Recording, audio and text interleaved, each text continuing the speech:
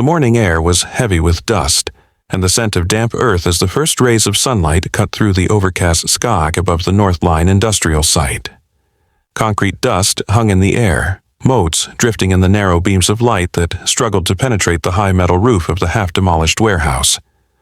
Marcus Webb wiped his brow, the sweat from the exertion stinging his eyes, as his sledgehammer struck the concrete floor with a resonant crack. Another chunk of the old, gray floor broke away, falling into the darkness below, and that's when his flashlight caught the glint of something unnatural beneath the debris. "Marcus, what is that?" Danny Ortiz's voice trembled slightly as he edged closer, squinting into the shallow hollow that the concrete had concealed for decades. Before diving in, don't forget to subscribe and hit the notification bell to stay updated on our latest cold case stories. Drop a comment and tell us where you are watching from right now. Marcus knelt down, heart hammering in his chest, and leaned the beam into the cavity. His stomach tightened, an icy knot forming as his mind struggled to process what he was seeing. Amid the dirt and broken wooden planks, fragments of cloth, yellowed, fragile, clung to small, delicate bones, small bones that belonged to a child. Marcus straightened, voice tight, calling out, We need to call this in." Now, within minutes, the North Line industrial site buzzed with urgency. Flashing lights cut through the morning fog, and sirens pierced the industrial silence as the Knox County Sheriff's Department arrived. Detective Kara Bloom and Detective Marcus Hale stepped out of their unmarked cruiser, their eyes scanning the site with professional precision, but betraying the undercurrent of disbelief and unease. The detectives had been called to countless accidents and abandoned buildings in their careers, but there was something about this scene that felt different, heavier. Bloom knelt at the edge of the broken concrete, observing the small chamber carved beneath the floor. Hale, always methodical, was already noting measurements, the angles of debris and the faint traces of fabric clinging to the bones. "This isn't recent," Hale murmured, almost to himself.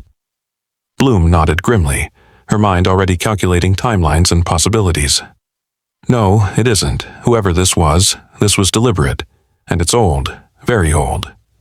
She reached down carefully, touching a small piece of cloth through her gloves, noting its texture, faded color, and remnants of what might have been a ribbon. The tiny fragments screamed a story that had been silent for decades, waiting for someone to listen. Miles away, Elaine Calder sat in her quiet Riverton home, the morning sun pouring through the curtains in a golden wash across her living room. She had spent nearly 20 years learning to live with the absence of her daughter, Marissa, who had disappeared one October afternoon in 2004. The memory never faded, never softened. Her heart still ached with the emptiness of unanswered questions.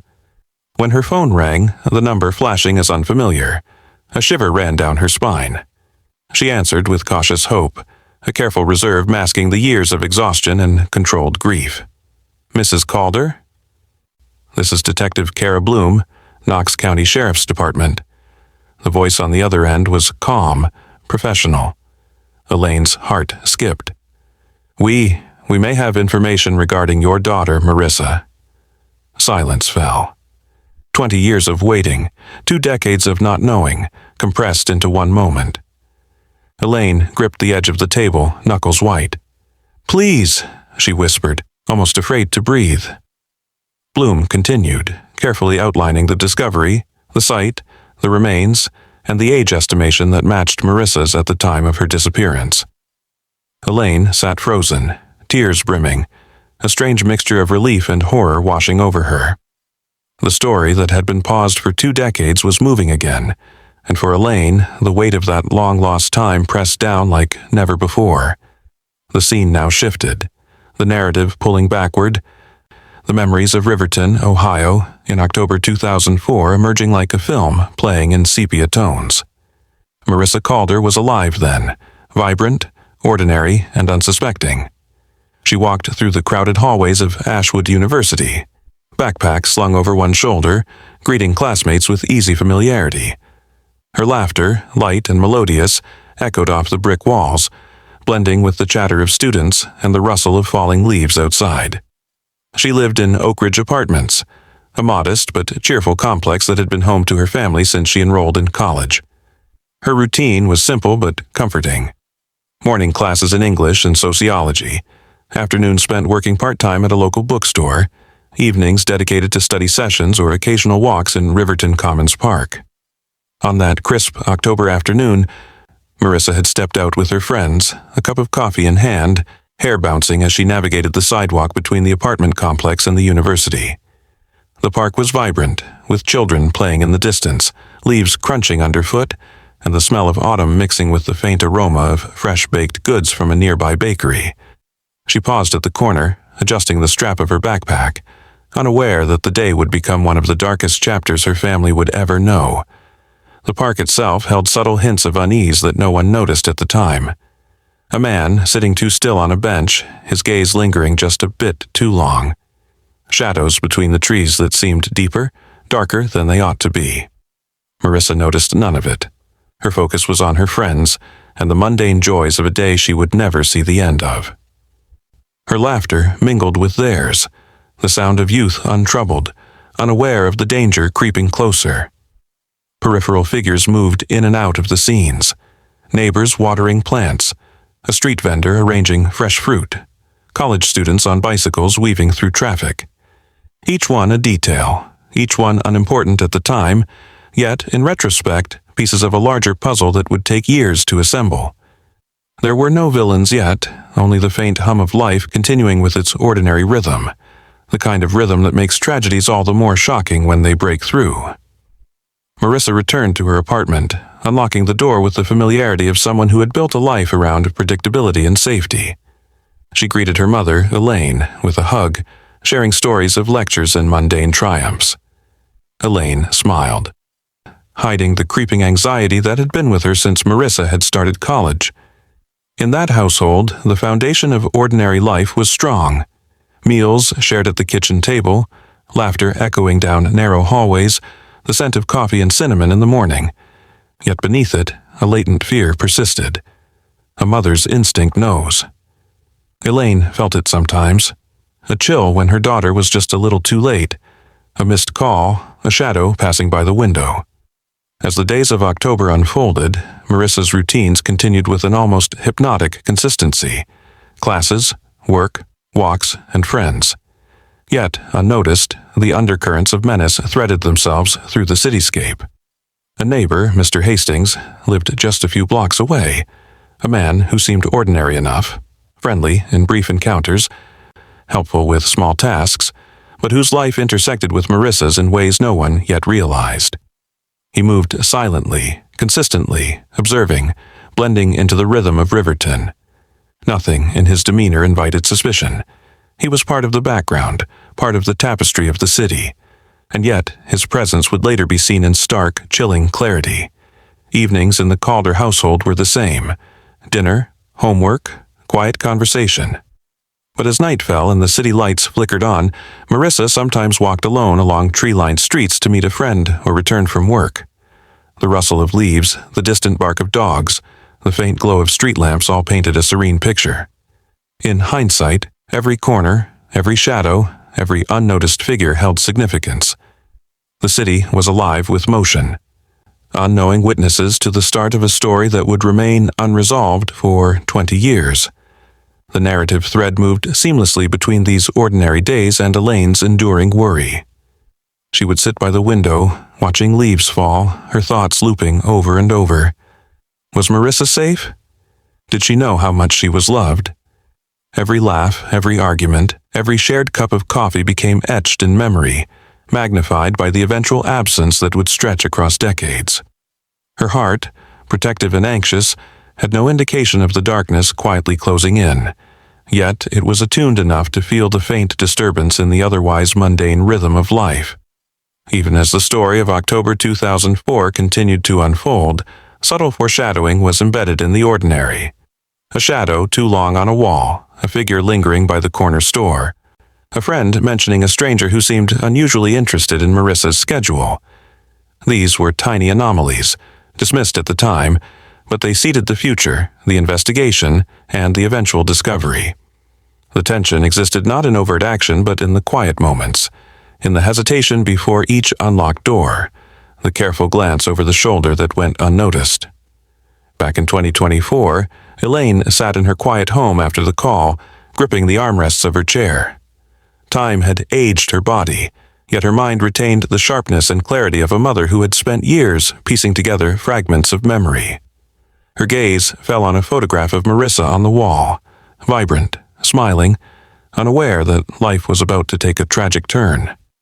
A single tear traced down her cheek, not from despair alone, but from the convergence of hope, grief, and the anticipation of answers long denied. She whispered into the empty room, "Somewhere, someone finally knows." Across town, Bloom and Hale were already coordinating with forensics, mapping the chamber under the warehouse floor, photographing, measuring, and cataloging every detail. Each minute brought the gravity of decades-old secrets closer to exposure. They spoke softly, careful not to disturb the fragile evidence, yet aware of the profound weight their discovery carried. A child had been missing for 20 years. A family had endured decades of uncertainty, and now the ground had finally spoken. And as the sun climbed higher over the Northline industrial site, illuminating the dust, the broken concrete, and the hollow space beneath the floor, a story that had been paused for decades began its final, unflinching chapter. It was a story of ordinary lives disrupted, of shadows unnoticed, and of a mystery that refused to stay silent. A story that demanded attention, empathy, and ultimately justice. If you believe cold cases deserve the same attention as new ones, take a moment to subscribe, because this story doesn't end where it begins.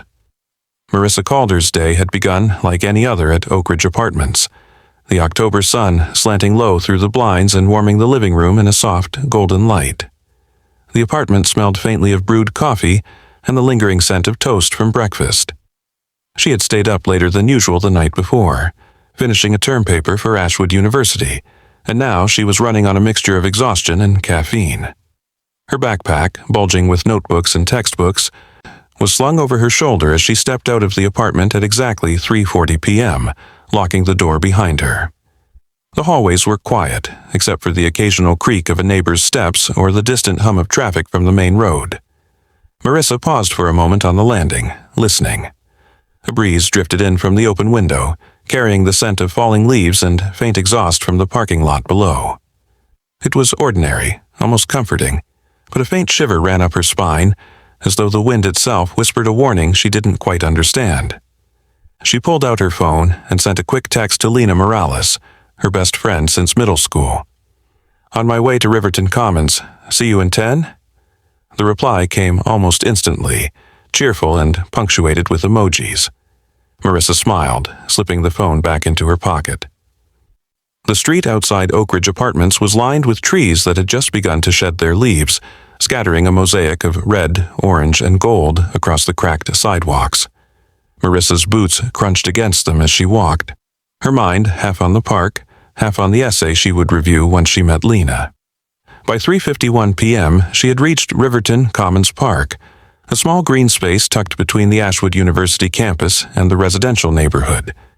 The park was modest but well kept, with a few benches, a gazebo, and a small playground. Children were scattered across the playground, their laughter bright against the crisp fall air. Marissa waved to Lena, who was seated on a bench near the basketball court, her phone in hand. Just as she was about to reach the bench, she passed Eric Whitman, a junior at Ashwood, jogging along the park path. He paused, nodding casually, and Marissa waved. In Eric's brief glance, there was nothing unusual, just a quick acknowledgement of a familiar face. But in the back of her mind, a faint sense of unease lingered, like a shadow flickering across the edge of vision. She shook it off, attributing it to nerves about her essay. By 4 p.m., Marissa and Lena had settled under the gazebo, the wooden beams casting long shadows across the fallen leaves. They talked, laughed, and exchanged notes, the kind of ordinary conversation that felt both urgent and trivial at the same time. Marissa's phone buzzed at 4:22 p.m. with a ping from a nearby cell tower, a routine notification that she didn't even notice. It was the last recorded location she would ever send from that phone. By 4:30 p.m., Marissa had said her goodbyes to Lena and began the short walk back toward Oak Ridge. She paused briefly at the edge of the park, adjusting her backpack and taking in the afternoon sun. The shadows were lengthening, and the chill in the air had intensified just slightly, brushing against her skin like an invisible hand. She walked along the same familiar path she had traveled hundreds of times before, but this time there was a subtle change in the rhythm of the park. A figure on the periphery of her vision seemed to linger a little too long. Another jogger passed behind her and glanced at her with an intensity she didn't register at the time. Nothing concrete, nothing overtly threatening, just fragments that later would piece together into a pattern of menace. By 4:45 p.m., she had reached the narrow sidewalk that led to the apartment complex. The golden light was fading, replaced by the colder hues of approaching twilight. She did not notice the black sedan parked inconspicuously on a side street, its windows tinted, engine off. No one else seemed to. She stepped onto the gravel path leading to Oak Ridge's main entrance, but she never reached her door. At 5 p.m., Marissa's roommate, Lena Morales, tried calling her phone. No answer. She assumed Marissa was still at the library finishing last-minute work. 15 minutes later, another call. Still nothing. Panic began to prick at the edges of her mind. She walked to the front of the apartment building, scanning the parking lot, the sidewalks, and the street. No Marissa. By 5:30 p.m., Lena's concern had escalated into fear. She called the Calder residence, leaving a terse, worried message. Elaine Calder, Marissa's mother, picked up the phone within minutes, her instincts immediately sensing the shift from routine to emergency. Elaine's heart raced as she listened to Lena's explanation. Marissa had not returned, had not answered her phone, and could not be found. Elaine's mind immediately jumped to worst-case scenarios. She had spent decades trying to reconcile with her own fears for her children, but this was different.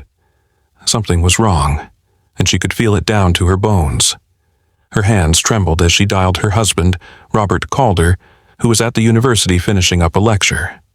His voice, usually calm, became tight with concern as Elaine relayed the situation. Within minutes, the Calder family was in motion.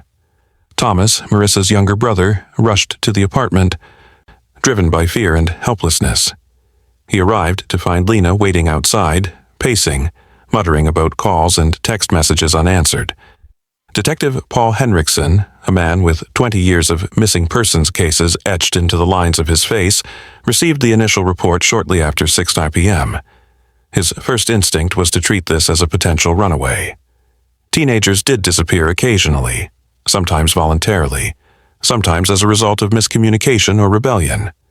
But the location and timing raised his concern. Marissa was known to be responsible, predictable in her routines, and the park she visited was public, well-traveled, and safe by most standards. Missing for nearly 2 hours without contact was unusual, and Henriksen felt a tight knot of anxiety form in his stomach. By 6:15 p.m., a search of the immediate area was underway. Patrol officers canvassed Riverton Commons, checking benches, paths, playground equipment, and adjacent streets. They asked neighbors if they had seen Marissa, though most had not. Streetlights flickered on as dusk fell, casting long, eerie shadows across the empty paths. The autumn wind rustled the leaves, creating an almost whispering sound, a subtle echo of the concern that now permeated the neighborhood. Henriksen coordinated with his team, sending officers to check traffic cameras, nearby convenience stores, and even the university campus for sightings. By 7 p.m., Elaine and Robert Calder were at the apartment, their worry mounting by the minute. Thomas sat quietly on the couch, trying to maintain composure but fidgeting with his hands, his eyes darting to the window every few seconds. Elaine could barely speak, her throat tight with fear and frustration. Robert tried to calm her, but he too was gripped by a sense of helplessness that words could not ease. Throughout the evening, Henriksen returned calls and updates to the family, trying to balance transparency with reassurance. He emphasized that sometimes teenagers did leave voluntarily, and that search teams were actively canvassing the area, but his voice held an undercurrent of urgency that the Calder family could not ignore. The minutes dragged like hours, each tick of the clock deepening the tension in the small apartment. By 8:30 p.m., the first true signs of fear began to take hold. Lena Morales recounted every interaction she had with Marissa that afternoon, describing her friend's mood, mannerisms, and intentions. There was no indication of distress, no mention of anyone who might have been following her, and no hint that she had plans to leave. The clarity of her normality contrasted sharply with the reality of her absence. Henriksen, meanwhile, reviewed the cellular data again. Marissa's phone had last pinged at 4:22 p.m., slightly off the main path but within range of multiple tower overlaps. Nothing unusual appeared in the metadata, but the lack of subsequent pings or activity was alarming. The detective instructed tech support to extract every possible data point, hoping for a lead, however minor. The neighborhood, usually quiet by this hour, seemed to mirror the family's unease. Windows glowed faintly with living room lights, and a few cars passed by the apartments, their headlights slicing through the falling darkness. Leaves skittered across the pavement in the wind, and the distant hum of traffic from Riverton's main street provided an uneasy backdrop. Elaine sat on the edge of her bed, clutching a photograph of Marissa, tracing the lines of her daughter's face with trembling fingers. Each detail, the slight curl of her hair, the familiar tilt of her smile, was now a painful reminder of the unknown. At 9:15 p.m., Henriksen assembled a small search party, including neighbors and a couple of campus security officers. They retraced Marissa's route from the park to Oak Ridge Apartments, calling her name, shining flashlights through hedges and alleyways, scanning the ground for any sign, any indication that she had passed through. The rustle of leaves underfoot and the distant barking of a dog were the only answers. By 10 p.m., the reality of the night began to weigh heavily on the family. Elaine's tears flowed freely now. Robert held her tightly, and Thomas's frustration turned to guilt. Guilt that he had not been there to protect his sister, that he had not noticed anything unusual. Lena stayed by the window, phone in hand, unwilling to stop searching even in the face of darkness. Detective Henriksen walked the perimeter one more time before calling it a night, his own mind racing through scenarios, each more disturbing than the last. He knew that the first few hours were critical in any disappearance, that time lost now could make all the difference in the days to come. The night was silent, except for the occasional rustling of leaves, the faint hum of traffic, and the distant unseen movements of Riverton itself. It was a night that would linger in everyone's memory, a night when the ordinary world had been fractured, leaving only fear and uncertainty in its wake. And yet, as the Calder family sat together in the dim light of the living room, Henriksen knew that this was only the beginning. The ordinary day had ended. The ordinary life had been interrupted. And somewhere, in the shadows of Riverton, the pieces of a puzzle began to align. Pieces that would, years later, finally speak to the truth of what had happened on that crisp October afternoon. Cases like this vanish quietly, unnoticed, unless people keep paying attention. If you're still here, you're part of why that matters. The years stretched on like a gray horizon over Riverton, slow and relentless. 2005 began with hope that had already begun to fade, though Elaine Calder clung to it as if sheer force of will could bend time itself. She preserved Marissa's room exactly as it had been on that last October day.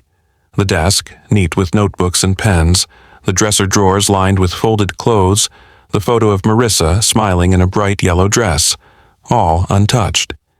It became a shrine and a sanctuary. Each morning, Elaine would linger by the doorway, sometimes brushing a stray lock of hair off the pillow, imagining Marissa's laughter echoing through the quiet apartment.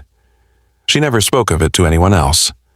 Words seemed inadequate, and talking about it felt like letting the pain escape her own tightly controlled grasp. Robert, on the other hand, had turned into a man possessed.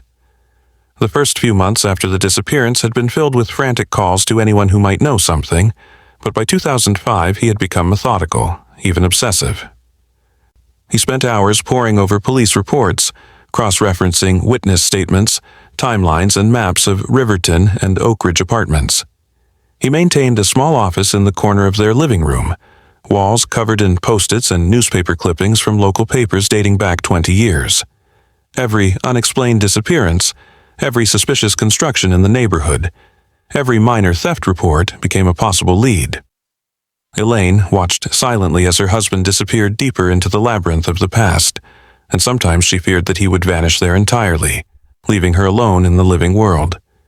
Thomas, barely 12 when Marissa disappeared, grew up in the shadow of a sister he never knew, but whose absence dominated every conversation, every memory, and every ritual of the family.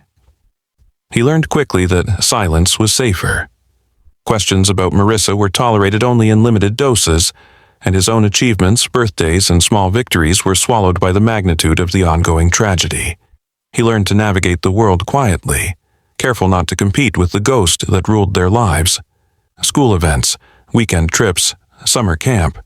Thomas participated, but the family's grief always tugged at the edges of his consciousness, reminding him that the world was not quite right, that it had been stolen the day Marissa vanished. Detective Paul Henriksen, meanwhile, had been reassigned. The pressures of the new millennium, the shifting priorities of law enforcement budgets, and the sheer exhaustion of chasing leads that went nowhere had pushed him to request a transfer out of Riverton. By 2007, he had retired quietly. The case of Marissa Calder officially labeled inactive.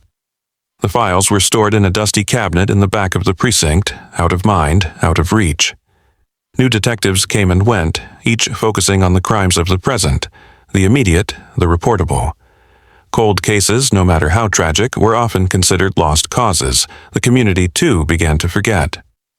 Riverton Commons Park, once a lively place where Marissa and her friends had gathered after school, fell quiet. The carousel stopped spinning. The fountain rusted. The swings sagged under the weight of abandoned chains. Candlelight vigils became smaller and smaller each year, the faces in the crowd fading into a blur, until only a handful of neighbors remained, lighting candles more for memory than hope. Local newspapers occasionally ran anniversary articles, remembering Marissa Calder 10 years later, but each was shorter than the last, more perfunctory, almost dismissive in tone. The story was no longer breaking news. It was a file in a drawer, a footnote in the town's collective memory. Yet, even as the world moved on, Elaine and Robert did not. In 2008, Robert began traveling to nearby towns, revisiting industrial sites, abandoned warehouses, and construction projects that had occurred around Riverton Commons. He carried a notebook filled with sketches, measurements, and notes. Sometimes he would strike up conversations with retired workers or former residents, always careful not to alarm them, always trying to glean small, seemingly insignificant details that might have been overlooked. He became a familiar face at City Hall, asking for building permits and records from the early 2000s and late 1990s. Officials indulged him out of politeness, assuming he was simply a grieving parent, but Robert saw connections where others saw only bureaucracy. Meanwhile, Elaine's health began to show the subtle wear of 20 years of unresolved grief. The first tremor in her hand came in 2009, just as she was reaching for Marissa's photo. The doctor said it was age-related, but she knew it was more than that. 20 years of hoping, 20 years of disappointment, 20 years of tension and fear and loss. Her hair grayed, her back curved slightly, and yet her mind remained sharp, fiercely protective of the memories she carried. Every detail mattered. Every old toy in Marissa's room, every scrap of paper, every photograph was a breadcrumb she would follow if the trail ever reappeared. Thomas, growing into a young man by 2010, found his own ways to cope. He had inherited his father's meticulous nature, but not the obsessive streak. He became adept at research, often helping Robert organize old files, digitizing newspaper clippings, and mapping out possible patterns in missing person reports across Ohio. While he didn't expect to find anything, he understood that attention mattered, that keeping the case alive, however faintly, was a form of resistance against the world forgetting Marissa. At night, he would sometimes read through old police transcripts, noting inconsistencies, timelines that didn't add up, names that had been dismissed too quickly. He knew it was almost certainly a futile exercise, yet the act itself brought him a strange solace. 12 brought a subtle but significant change. An anonymous tip arrived in the form of an envelope, postmarked from Columbus, Ohio. It contained a single Polaroid photograph of an industrial site with what appeared to be freshly poured concrete. A handwritten note on the back simply said, "Look where no one expects." Elaine and Robert debated whether it was credible or a cruel joke, but the envelope reignited a spark of purpose. Robert drove to Columbus, walking through abandoned buildings and talking to local historians and contractors. Though nothing concrete came of it, the act of moving, of investigating, kept a piece of hope alive. By 2015, Elaine's health had declined further. She had moved into a small assisted living facility near Riverton, leaving the Oak Ridge apartments behind. She took with her only the essentials: Marissa's photo, a lock of hair stored carefully in an envelope, and a small notebook filled with observations and dreams she had about her daughter. She no longer traveled to search industrial sites. That burden fell increasingly on Robert and Thomas. Yet she remained emotionally central to the family, her presence a quiet, persistent reminder of why the search mattered. When the nurses asked about the photo on her nightstand, she would not explain, only smile faintly, as if Marissa herself were watching over them all. Robert's obsession intensified. He became a fixture at city planning meetings, especially those concerning development near Old Riverton industrial zones. He scrutinized permits, noted construction companies, even tracked down retired workers from sites active in 2004 and before. His house became a labyrinth of binders and notes, walls pinned with maps, photographs, and sticky notes. Occasionally, Thomas would help him with research, cross-referencing dates, locations, and witness statements from over a decade prior. It was a meticulous Sisyphean effort, and yet both men were undeterred. They knew the truth lay somewhere buried beneath years of negligence, oversight, and forgotten details. Technology, too, began to change the landscape. By 2017, social media had expanded in ways Robert and Thomas had not imagined in 2004. They began posting details about Marissa's disappearance online, carefully curating information to reach as many people as possible without inviting trolls or false leads. A small online community began to form, a network of amateur sleuths and cold case enthusiasts who compared notes, searched satellite images, and discussed historical construction permits. Though Robert rarely trusted strangers, the network provided a lifeline of potential, a reassurance that Marissa's story had not vanished entirely. Meanwhile, Detective Henriksen, long retired, sometimes received calls from Robert, sharing minor updates or asking questions about procedures from 2004 and 2005. Henriksen was honest. He admitted how the early investigation had faltered due to understaffing, jurisdictional confusion, and limited resources. But he encouraged Robert to document everything and keep the story alive. "Time can work for you as much as against you," he told Robert. "Never stop tracking, never stop questioning. Eventually, someone will listen, and the pieces might just fall together." By 2018, Thomas had grown into a young adult. He pursued studies in criminal justice and forensic science, motivated not by ambition but by the personal stakes of his family's tragedy. He began attending lectures, conferences, and local training sessions on cold case investigations, taking meticulous notes and applying new methods to Marissa's files. He cataloged environmental changes, technological advances, and emerging databases that might retroactively reveal clues. Every minor breakthrough, no matter how insignificant, was recorded with obsessive care. Every detail mattered because the missing years had been squandered by oversight, not intent. Elaine, aware of her mortality by 2019, finally allowed herself a private admission. She feared she might not live to see Marissa found.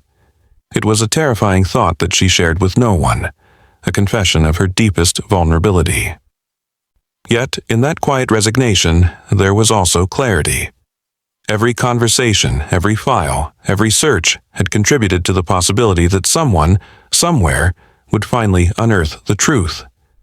She didn't know who would do it or when, but she believed, with a fierce, stubborn hope, that the ground held answers and that it would speak in its own time. 20 arrived with a muted world in turmoil, but the Calder family's private struggle persisted, unaffected by global chaos yet deeply entwined with it. Robert's health began to decline. The relentless pursuit had aged him beyond his years. Thomas, however, now fully equipped with skills, knowledge, and determination, picked up more of the mantle. He maintained communication with local journalists, continued uploading verified details online, and stayed in touch with law enforcement, always gentle, always persistent. The case of Marissa Calder was no longer just a family obsession. It had become a networked mission, a digital vigil, a collaborative effort where time, memory, and technology converged to keep a story alive. And in the quiet evenings, Elaine would sit by the window, staring at the empty street below, feeling as if the city itself remembered her daughter. A single candle flickered on her nightstand next to Marissa's photo. For 15 years, the light had burned steadily, unwavering, a symbol of hope, patience, and unyielding love. She did not speak of the case, but she felt the quiet reverence of persistence. Somewhere in the city, somewhere buried beneath layers of concrete, dust, and forgotten years, the truth awaited. It was a patient truth, waiting for those who refused to give up, those who refused to let memory fade. And in that quiet certainty, Elaine, Robert, and Thomas Calder endured. They endured because Marissa's story demanded it, because the years that no one was looking could not erase what had happened. They endured because silence is what cases like hers depend on, and they refused to be silent. If stories like this matter to you, stay with us, because silence is exactly what cases like this depend on. The case file had been sitting on a shelf for years, gathering dust, forgotten by most of the department, but Detective Kara Bloom never forgot it. Something about the disappearance of Marissa Calder had always haunted her. Even in 2021, with 20 years between her and the events of October 2004, she could picture the bright fall afternoon when Marissa had walked out of Oak Ridge Apartments and never come home. Kara had requested the cold case unit be reopened, and now, armed with new digital tools, modern forensic methods, and the patience that only years of investigative work could bring, she was ready to revisit every scrap of evidence. The office smelled faintly of old paper and coffee, a combination that reminded her of the countless nights she had spent hunched over unsolved files. She flipped open the original investigation notebook, tracing the lines of handwriting that detailed the frantic reports of missed calls, unreturned messages, and eyewitness accounts from Riverton Commons Park. She could almost feel the panic of Marissa's roommate, Lena Morales, remembering the night she called Elaine Calder. Desperation cracking her voice as she realized something terrible had happened. Kara's phone buzzed. It was the lab.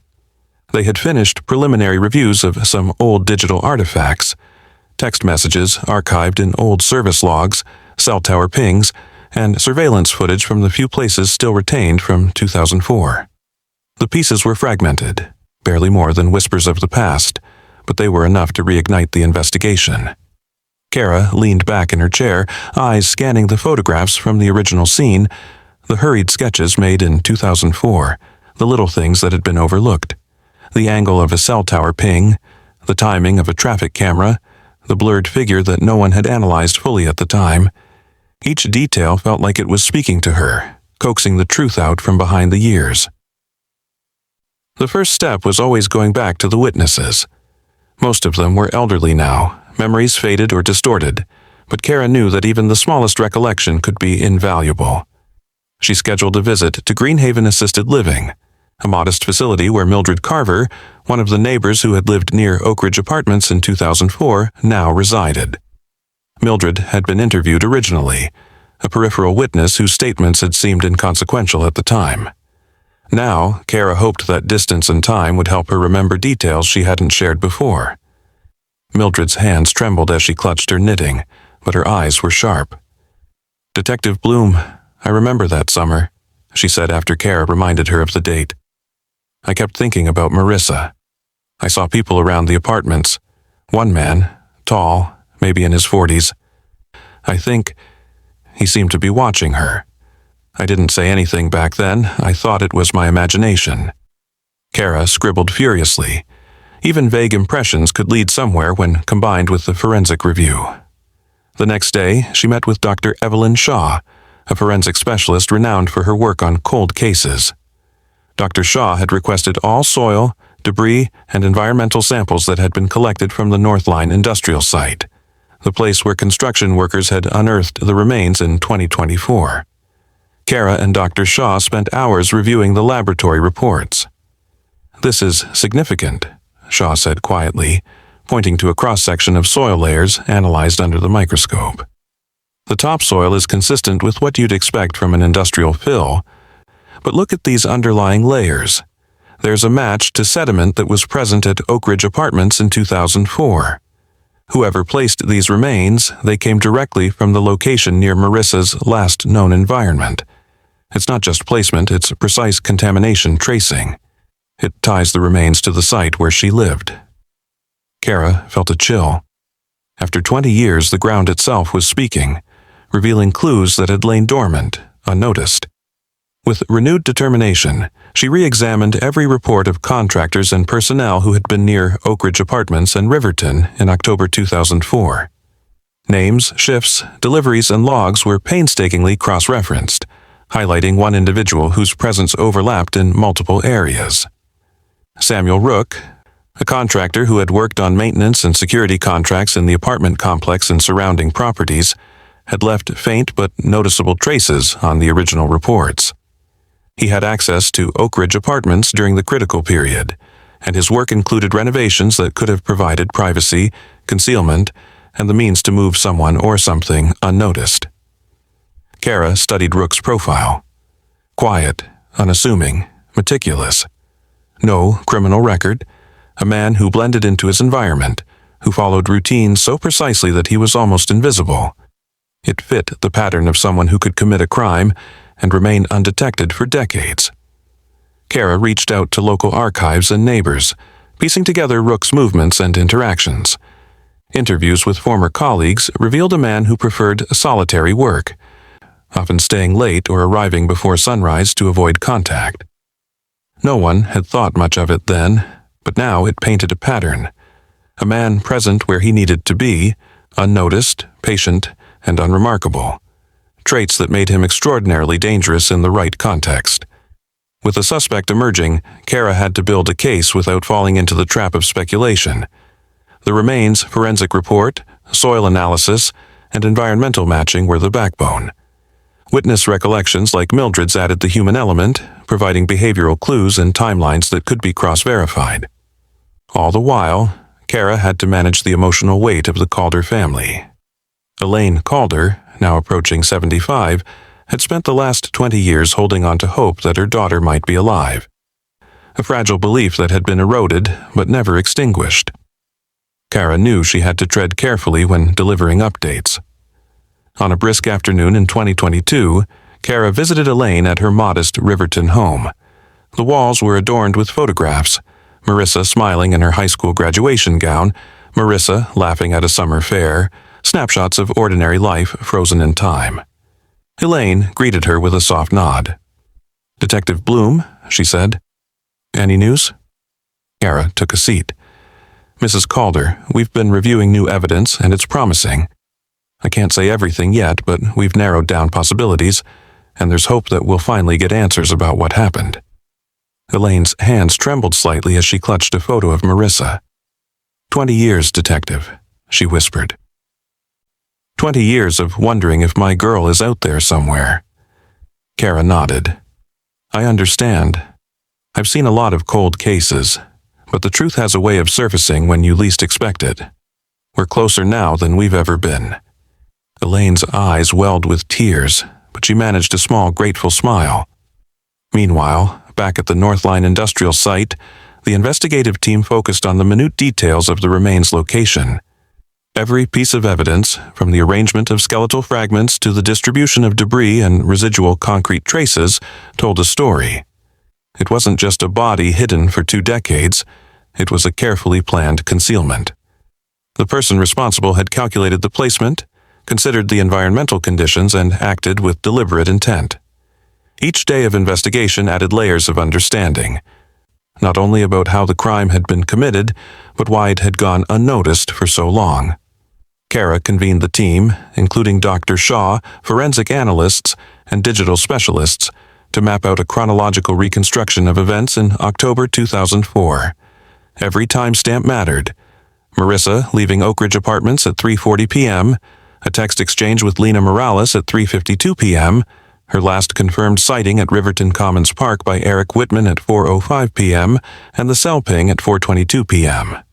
These details were combined with contractor logs, delivery schedules, and eyewitness accounts to produce a narrow window of opportunity, a time frame where the perpetrator could have acted without leaving immediate traces. The discovery of overlapping access by Samuel Rook was a breakthrough. His employment records and shift schedules aligned perfectly with the disappearance timeline. Furthermore, Rook had been responsible for security and maintenance checks around the apartment complex, giving him freedom to move undetected. Kara's team began reaching out to anyone who had interacted with Rook during that period. Former co-workers, tenants, and contractors were interviewed to establish patterns, habits, and potential inconsistencies. Each conversation was logged meticulously, ensuring that the emerging narrative was supported by evidence rather than speculation. By early 2023, Kara and her team had built a comprehensive file.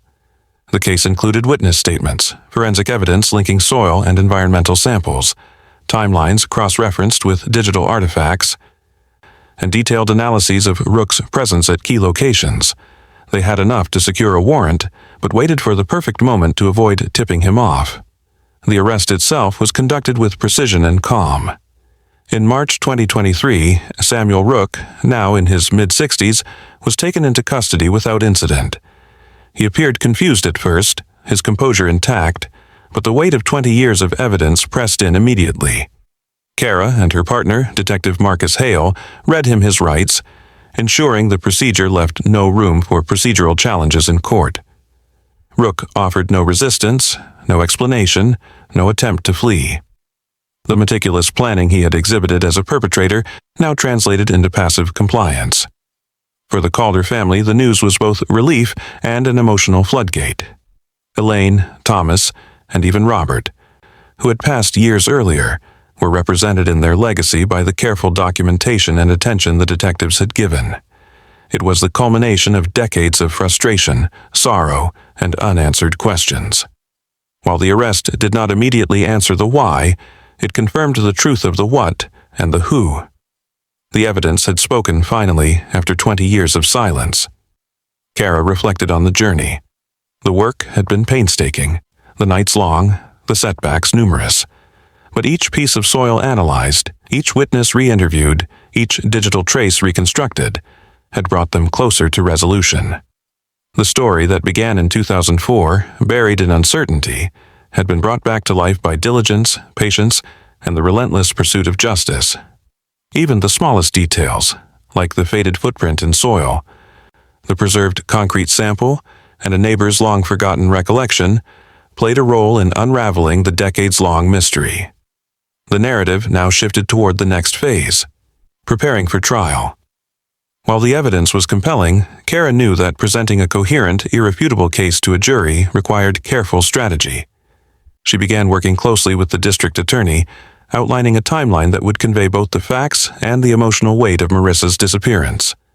Every photograph, every forensic chart, every witness testimony had to be arranged to tell the story with clarity and impact. As part of the final preparations, Kara also ensured that the Calder family received counseling and support. The psychological toll of revisiting the past, coupled with the knowledge of the arrest, created a complex emotional landscape. They had waited nearly 2 decades for closure, and now, as the trial approached, the emotional stakes were higher than ever. In a quiet moment at the office, Kara looked over the evidence board. Photographs of Oak Ridge Apartments, Northline Industrial Site, and Marissa's favorite spots in Riverton lined the walls. Notes about witnesses, forensic analyses, and timelines created a mosaic of the past. She traced her finger along the path Marissa had taken, imagining her life frozen at the age of 21, vibrant, and full of potential. The path that led to the uncovering of the truth was long, winding, and fraught with silence, but the ground had finally spoken. And as the trial loomed, Kara knew that justice was no longer a question of possibility. It was inevitable. If you've been following this story this far, know this: justice doesn't rush. It waits. And when it does, the details, the evidence, and the voices that refuse to be silent all come together. Make sure you're subscribed for the conclusion, because the story of Marissa Calder is far from over, and what comes next will define how truth and accountability finally meet after 2 decades of waiting. The autumn sun was pale over Riverton in early October 2024, casting long shadows across the courthouse steps. Leaves rustled in the slight breeze, carrying the scent of damp earth and the faint metallic tang of the city's industrial edges. It was quiet in a way that felt unnatural, the hush of anticipation pressing against the crowd gathered outside. Families, journalists, and a handful of true crime enthusiasts had arrived hours early, but it wasn't spectacle that had brought them here. It was decades of unanswered questions, of stories paused mid-sentence, of a little girl whose absence had shadowed every anniversary. Elaine Calder held her purse close, her hands trembling just enough to reveal the anticipation coiled inside her.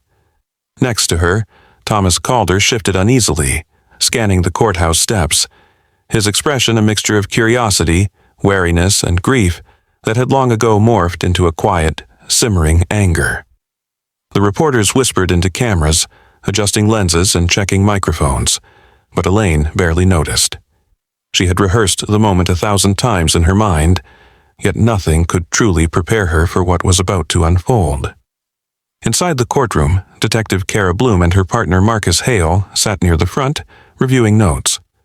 Both were seasoned investigators, but even they felt the gravity of the moment. 20 years of dead ends, lost leads, and mislaid hope had led to this room, to this moment.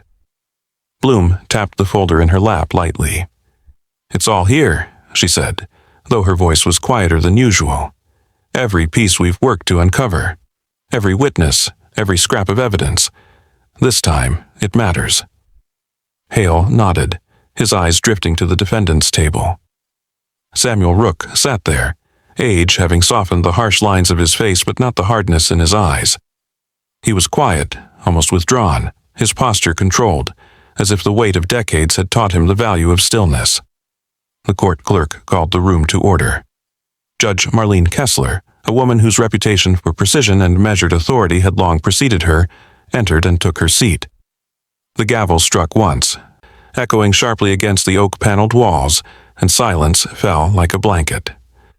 The trial of Samuel Rook, accused in the disappearance and murder of Marissa Calder 20 years prior, was officially underway. Prosecutor Daniel Reese rose first, adjusting his tie with a steady hand. "Ladies and gentlemen of the jury," he began, his voice calm but resonant, carrying across the courtroom. "For over 2 decades, the Calder family has carried a pain that can scarcely be measured. Today, that pain finds its voice. We are here to ensure that the truth, long buried, is finally heard. The evidence will show that Samuel Rook, a man with access, means, and opportunity, was responsible for the disappearance and death of Marissa Calder on October 17, 2004. He paused, letting the words sink in, letting the gravity settle into the room like dust. Defense attorney Olivia Kent rose next, her presence composed, her expression unreadable.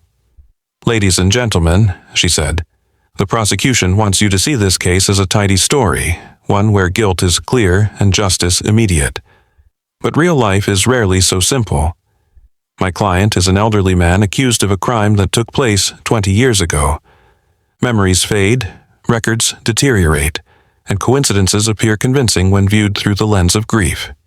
You are here to judge facts, not feelings. Facts, not assumptions." The trial moved forward with meticulous care. Dr. Evelyn Shaw, the forensic anthropologist who had reviewed the remains found at the Northline industrial site, testified with precision. She described the skeletal analysis, the blunt force trauma to Marissa's skull, and the soil composition that had confirmed the remains were indeed from the location identified in 2024. Bloom had provided meticulous notes, ensuring every step from discovery to identification was documented.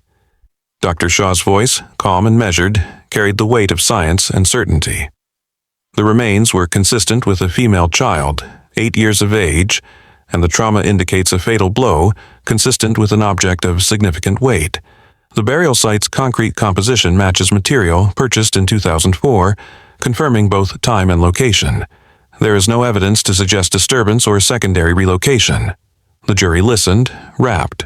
Some scribbled notes, others leaned forward, as if trying to peer directly into the layers of time Shaw described.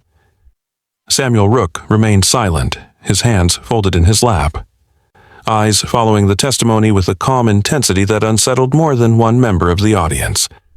The defense questioned Shaw briefly, focusing on the limitations of retrospective analysis, the inability to pinpoint exact dates of trauma, and the caution required when interpreting soil composition decades later. Still, her answers remained unyielding, rooted in evidence and methodology. Witnesses followed.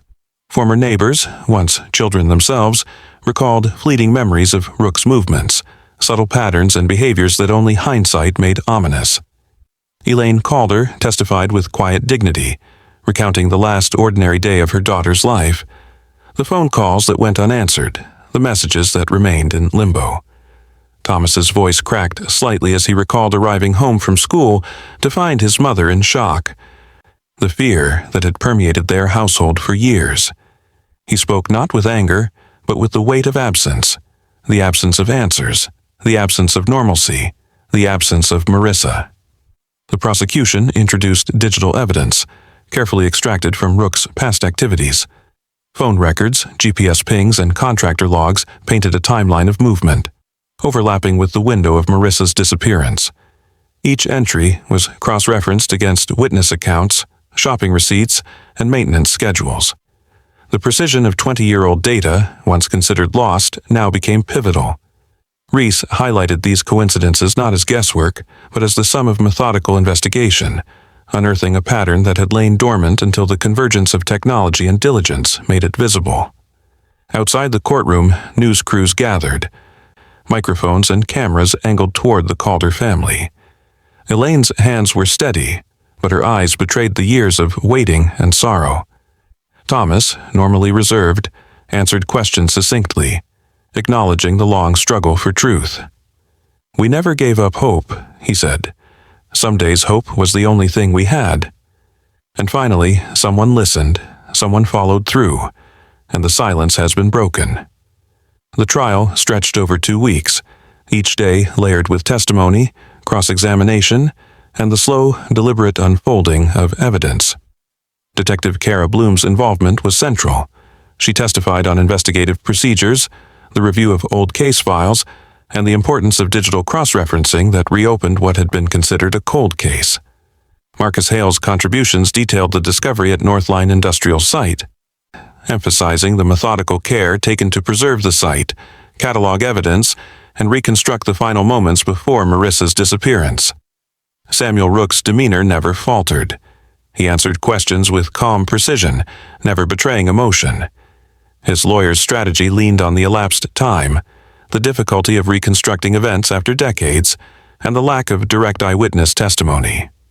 But the weight of converging evidence, the forensic, the digital, the testimonial, formed a lattice of accountability that grew heavier with each passing day.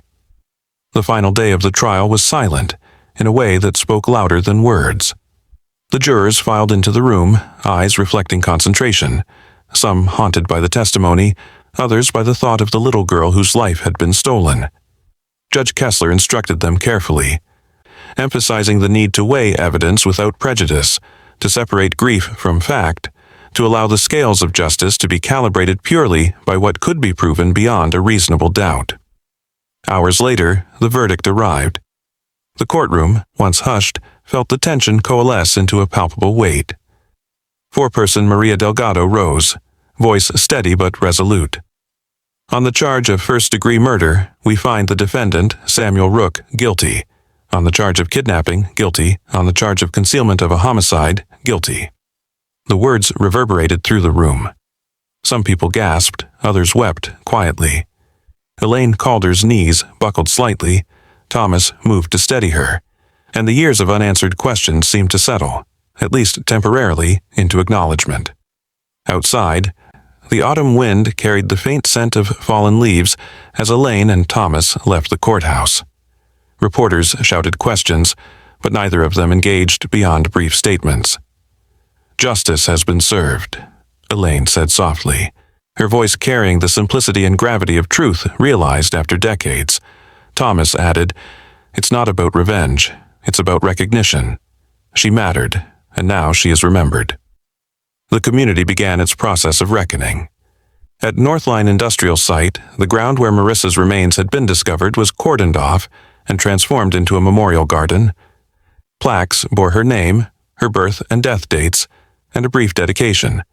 Gone, but never forgotten.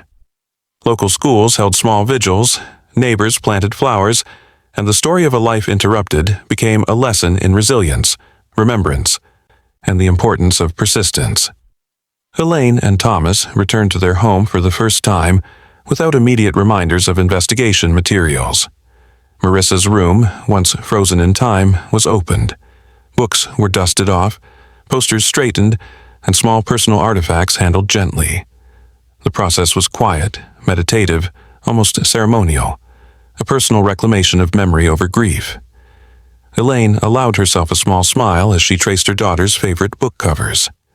Thomas lingered by the window, watching the sun dip below the rooftops, reflecting on the years spent in shadowed silence, realizing the story of loss had finally shifted toward acknowledgement and closure. Detective Bloom and Marcus Hale visited Elaine and Thomas one afternoon, offering quiet congratulations. "You didn't give up," Bloom said. "That perseverance made all the difference. It's what brought her home. It's what brought accountability." Marcus added, "And it shows that even after decades, truth has a way of finding its path." Elaine nodded, tears welling, but they were tears of release rather than ongoing anguish. The final weeks of 2025 brought the legal consequences to a close. Samuel Rook was sentenced to life imprisonment without parole. The courtroom, once again, was a place of procedural precision, quiet observation, and the sober acknowledgement that justice, delayed though it was, had finally been enacted. Elaine and Thomas observed the sentence in silence, understanding that the legal conclusion was not a return of their daughter, but a recognition that the life she deserved was honored in memory, in truth, and in accountability. In the quiet moments after the trial, the Calder family and their closest allies returned to Northline Industrial Site. The memorial was now complete. A small garden with a bench, flowers planted in neat rows, and a stone engraved with Marissa Calder's name.